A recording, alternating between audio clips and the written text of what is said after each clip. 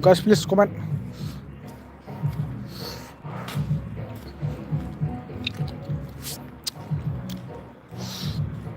Comment, please, guys.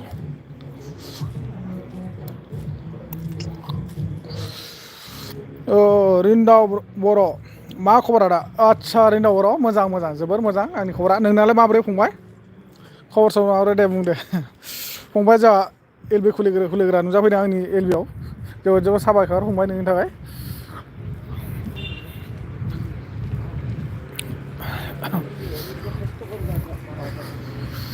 रिन्दाव बर' फंबाय मा खबर नोंनिया?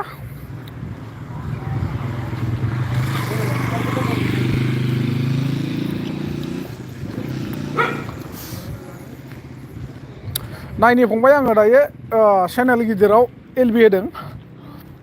मानसिफोर फैयोना फैया कमेन्ट खालामो ना खालामा? आं दुखिया मबाइल इउटुबार सेकेन्ड चेनेलजों जोबोद माबा एलबि होयो नाथाय रावबो नुजाफैया। खिन्थु दा आङो दिनैनि बे समाव नायनि आरोना मानसिफ्रा सापर्ट दंना गैया जों थारैनो कमेन्ट खालामो ना खालामा? रिन्दाव बर'आ जोंहा फंबाया मा होनदों? मोजां आदसा थेंक इउ फंबाय जोबोद मोजां बिदिनो थानांगौ दे। अरायबो मोजाङै थाबाय थाथों। रिन्दाव बर' जा फंबाय बहानि जाखामोन? फंबाय सिगाङाव आंनि एलबिआव फैयोमोन ना? आं सिगाङाव मोनथाम मोनब्रैसो बिदिनो एलबि होदोंमोन बे चेनेलजों। आदसा खोरोमदाव बसुमतारी हेल' आदा थेंक इउ स' माच खोरोमदाव बाबु आंनि एलबिआव नुजाफैनो हानायनि थाखाय जोबोद साबायखर। बुं दे फंबाय मा खबर? खोरोमदाव फंबाया मा होनो जोंहा खोरोमदाव बसुमतारी ओंखाम जाखांबाय नामा आदा? ओंखाम जायाखै आङो बाबु आं दा नै गुवाहाटियाव दंफैयो दै। गुवाहाटियाव आं आदा बिराजा आरो प्रान्जल नार्जारिमोनजों दंफैयो। खोरोमदाव बाबु आरो मा होनो जा रिन्दाव बर' आयै जोमा अफिसियेल आसलाम आलिकुम गुमै थेंक इउ जोमा अफिसियेल फैनाय जोबोद साबायखर आंनि एलबिआव नुजाफैनो हानायनि थाखाय। आं एसे एलबि होदों नै दा आं गुवाहाटियावनो दङ फैनाय दै।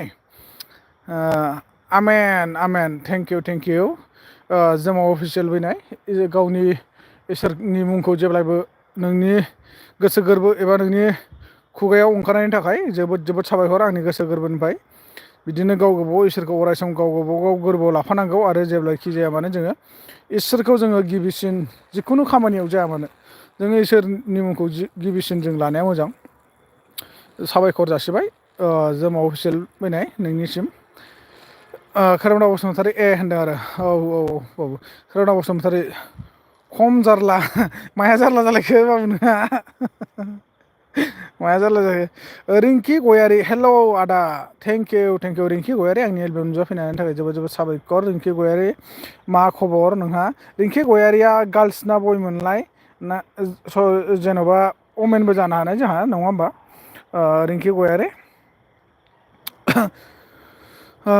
दे कमेन्ट खालाम बयबो जायफोर आंनि एलबिआव नुजाफैदों। नाथाय आङो सब समाय बा जानला मोनला एलबि होआ। आं दिनै एसे ओरैनो एलबि होदों नाथाय आं फेस एलबिसो होगौमोन नाथाय जों मोनसे डिउटियाव दंफैयो बेनि थाखायनो जों एलबि होनो माने फेस एलबि होआखै आङो। आरो आं दाबो माने एसे साइडआवसो दङ।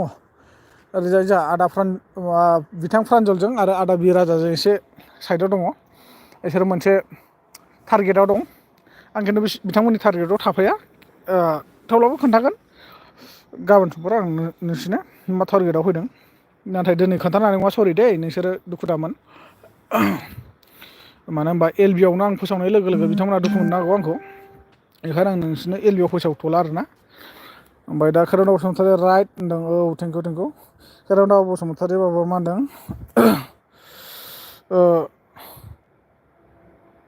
मा होनखोब्रा नारने एट' गार्लनि बुजायासै खोरोमदाव बाबु कमेंट को। Hello guys everyone please comment please. अगर किसी को हिंदी से बात करना है तो हिंदी भी कमेंट कर सकता है but I don't know English okay so something. अगर एसामिस में कमेंट करना है तो एसामिस में कमेंट कर सकता है। मैं कमेंट एसामिस में कमेंट पड़ेगा, लेकिन एसामिस क्या बोलते हैं इसको, लैंग्वेज में मुझे बोलने के लिए आता है, लेकिन जो एसामिस आखर है ना उससे लिखिएगा तो मुझे थोड़ा प्रॉब्लम होता है। फिर भी आता है थोड़ा मोड़ा पढ़ने के लिए, बिल्कुल माने फुल एसामिस में मत लिखिए, थोड़ा प्रॉब्लम होता है मुझे पढ़ने के लिए। खोरोमदाव मा होनदों, नाम एथ' गार्लनि बुजि मोनासै खोरोमदाव आङो। जों माबा अफिसियेला मा होनदों, इसोरजों गासै इसोरजों गासैजोंबो थाफाबाय थागो मा होनदों थाथों आमेन। Thank you thank you thank you thank you. जोमा अफिसियेल बायनाय जोबोद जोबोद साबायखर।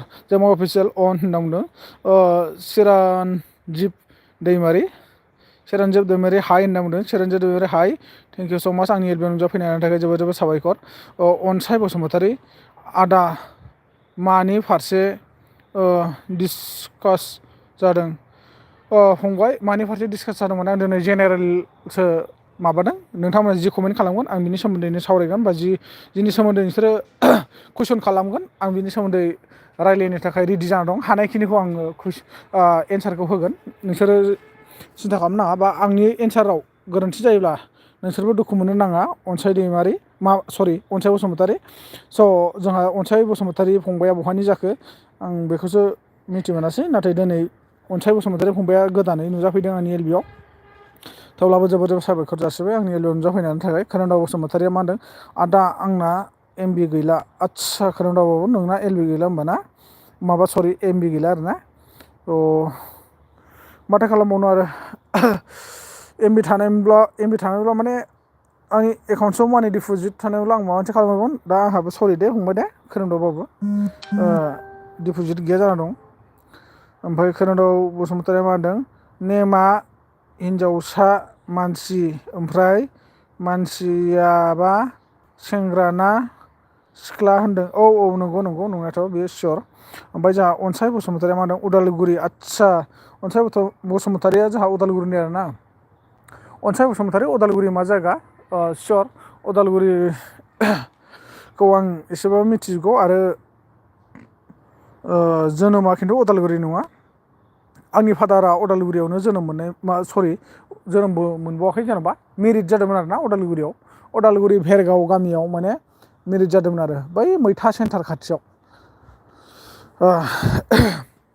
रिंखि गयारिया हाय आदा, हाय हाय रिंखि गयारि, रौता। आदसा आदसा रौता आरो ना, रौता मा गामि गोलैयोबा अनसाय बसुमतारिया? अनसाय बसुमतारि फंबाय, नों आंनि भिडिअफोर नायो नामा ना?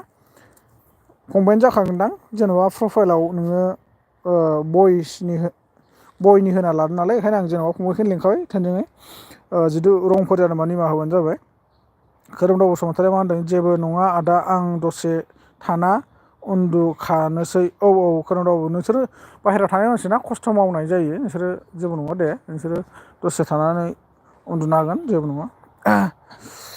ओमफ्राय जोमा अफिसियेला मा होनदों मैनाया, बिनिफ्राय गुमै नैलै नुजोबासैलाय, जानाय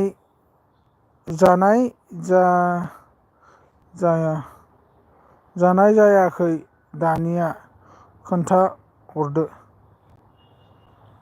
बिनिफ्राय गुमै जानाय जायाखै दानिया खोन्थाहरदो। जानाय जायाखौ आरोना, जानाय जायाखौ। जानाय जाया दासिमबो आं लोगो मोनबावाखैसो नै बैनाय बिथांमोना। लोगो मोनाखै माने लोगो मोनबाय, खिन्थु इम्परटेन्ट बेलेग खामानियाव बिसोरो आंनिफ्राय एसे आगोलाव बारायना दङ। दा बेनि थाखाय आं माने बिसोरजों गैया आरोना, आं एसे साइडआव दं, बेखायनो आं माने एलबि होदों आरोना। बेनो लोगोफोर कमेन्ट खालामदो प्लिज अननानै, आरो जायफोर फैदों अननानै प्लिज लाइक बिथांमोना दासिमबो लाइक होआखै, अननानै प्लिज लाइकखौ हो, जेरैखि जायाब्लाबो माने अननानै माने लाइकखौ हो आरोना।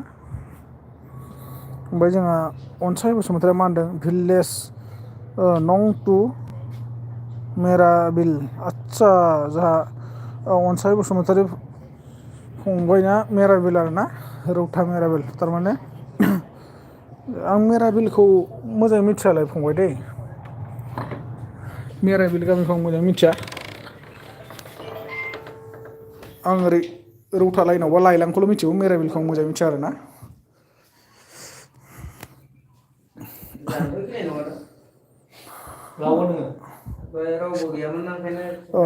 उनाव नोंसिनि थ्रुयै मिथिलांजोबगोन लोगो हमनो हागोन जा अनसाय बसुमतारिया चेनेल दंना गैया इउटुब चेनेल दंना गैया दङब्ला खोन्थाहरदो दे आं नांगौबा सापर्ट खालामनो हागोन खोरोमदाव बसुमतारिया आं थांथ'नोसै आदा खोनाला आं आदसा आदसा खोरोमदाव बाबु दे जेबो नङा दे खोरोमदाव बसुमतारि मा होनदों थाबथाबाय आदसा आदसा खोरोमदाव बाबु दे जेबो नङा दे रिंकि गयारि आदा मोजां ना खबरा औ बिनानावसो जाखो ना फंबायसो जाखो ना बिदासो जाखो ना बाजैसो जाखो मिथिला जोंना रिंकि सोदोबावथ' गार्लसनिसो बे नेमा ने मोजां गाज्रि गेजेरावनो दंथ'यो जेन'बा ना मोजां गाज्रि गेजेरावनो दंथ'यो आरो जों अफिसियेल आंबो बावदोंसोमोन लाइक होनो लाइक दान गुमै थु थेंक इउ स' माच जों अफिसियेल बेनो लाइक होनायनि थाखाय जोबोद जोबोद साबायखर नोंथांमोना खिन्थु एलबिआव जयनिं जादों लाइकखौ होआखै अननानै लाइकबो हर आरो नाजागोन नोंसोर मानि सोमोन्दै एलबि होजानो लुगैयो बिनि सोमोन्दै आं एलबि होगोन खिन्थु बे आंनि चेनेला बे चेनेल गिदिरा खिन्थु पलिटिकेल निउससो दै नोंसोर पलिटिकेल निउसनि सोमोन्दै जुदि मिथिनो लुगैयोब्ला बेनि सोमोन्दै आं नोंथांमोननि थाखाय माने एलबिखौ लाबोबाय थानो नाजागोन नोंसोर माने कमेन्ट सेक्सन फोरमायहरबाय थाबानो जाबाय आरो आं लाबोगोन आरोना अनसाय बसुमतारि गैया आदसा चेनेल गैया आरोना अनसाय बसुमतारि नों फंबायना चेनेल गैया दे जेबो नङा दे बायसान्सआव चेनेलफोर खुलिबायोबा खबर हरबानो जाबाय कमेन्टनि गेजेरजोंबाबो सापर्ट खालामगोन जेबो नङा जोंनाव अफिसियेल मामखौ जानाय ना जायाखै होनदोंमोन गुमै आदसा जानाय जाथ'वाखै दा जागोन जों लासैनो अलरेडि संखाजोब्बाय दै बेनो जोमा अफिसियेल थेंक इउ स' माच खोरोमदाव बसुमतारि गुड नाइट गासैखौबो थाथ'लायदो दे बाबु दे जेबो नङा दे थांदो दे जोमा अफिसियेल आं मोजां मोनो पलिटिकेल खोनासंनो गुमै आदसा थेंक इउ स' माच बायदि थेंक इउ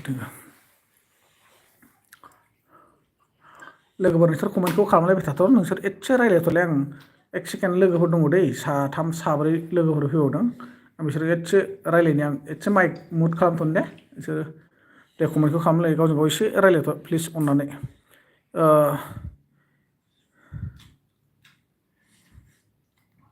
इसोर बाख्नायजाथों आमेन थेंक इउ स' माच जोमा अफिसियेल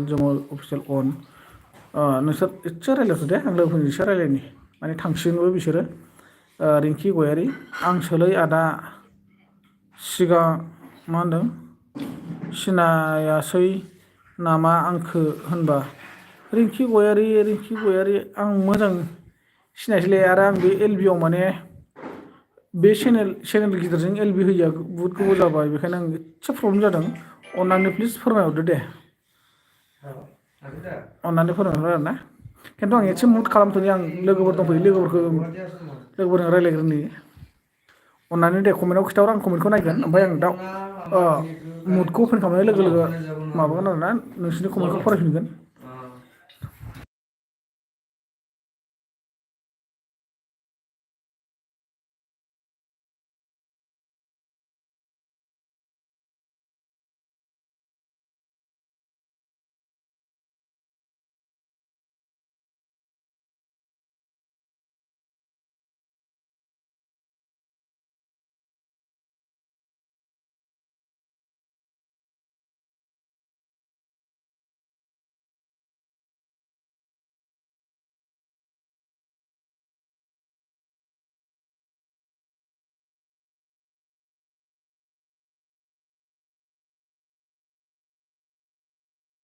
दे कमेन्ट खालाम दे कमेन्ट खालाम नोंसोर आं रायलायिखै रावबो कमेन्ट खालामाखै आरोना दे कमेन्ट खालामदो दे कमेन्ट खालामदो लाइक खालामदो प्लिज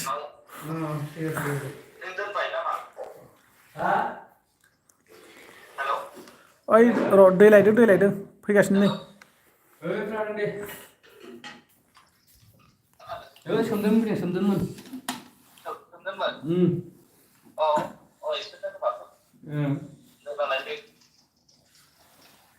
आं गैया होमबा नोङो आन्दाज मोनाखै ना मा फन हरदोंमोन हराखै नोंनाव फना दहाय हरदोंब्रा ओमफ्राय आं लादो नै आलायगासिनो दाबो आं नोंखौ दासो नै 8टासोबा बिसोरो माबागोन होनदोंमोन नालाय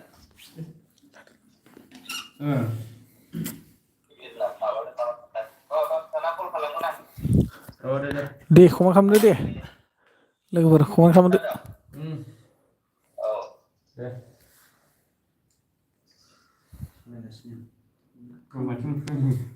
सोरबो नुदों